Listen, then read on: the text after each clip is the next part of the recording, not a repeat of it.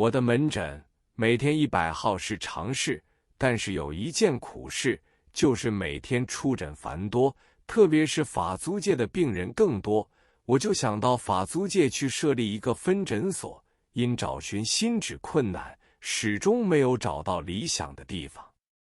西医丁惠康在法租界阁罗西路、金延庆路开了一个阁罗疗养院，业务很旺。他又在霞飞路叶家花园原址开设了一家虹桥疗养院，前面我已写过，但是为了要写市面繁荣情况，再补述一些虹桥疗养院的收入状况。虹桥疗养院的房间价格极昂，医生介绍病人入住，医疗费用的收入，医生可拿到一半，另一半归医院。手术费不收储备票，小的开刀手术都讲黄金1两2两，大的开刀手术总讲3两5两。因此丁惠康以院长的名义，每天收入黄金少则10两，多则数十两。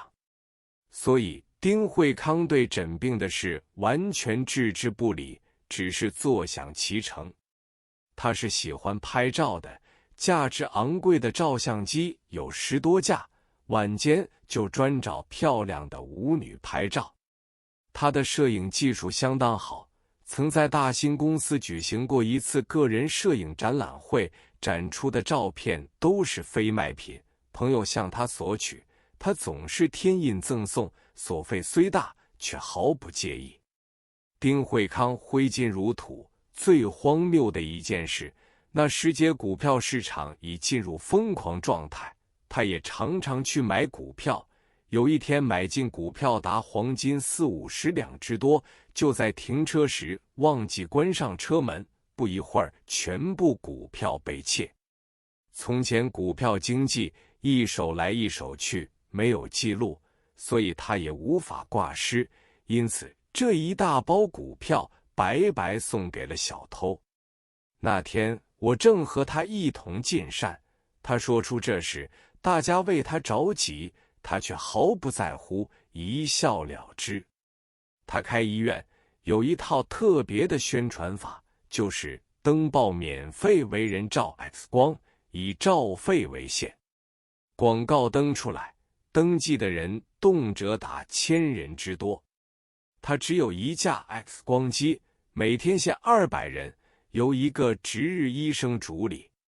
我有时也到 X 光室去参观，见到每一个人来照射都是不用菲林的，只是透视暗，那时菲林已缺乏得很。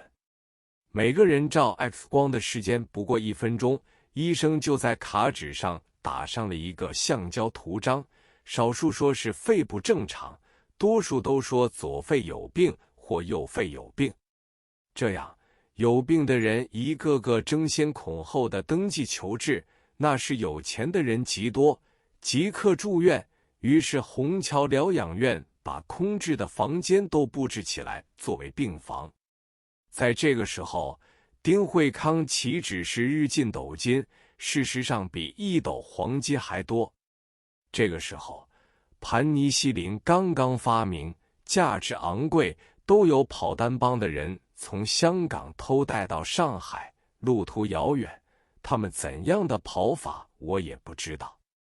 因为虹桥疗养院用量极大，一个真正有肺病的人要打上2-3个月的盘尼西林针，其代价等于买一座小洋房，因此就有20多个跑单帮客人专门为虹桥疗养院来往香港、上海偷带盘尼西林。然而病人毕竟多，带来的盘尼西林还是不够应用，而且香港做的盘尼西林假货多，上海也有人做，因此丁惠康又想出一个办法来，叫做人工气胸术，俗称打空气针，就是在肺部患处旁边打进空气来压迫病灶。这个方法极为陈旧，在外国早已废弃不用，而虹桥疗养院却采用这种不用药物的空气针。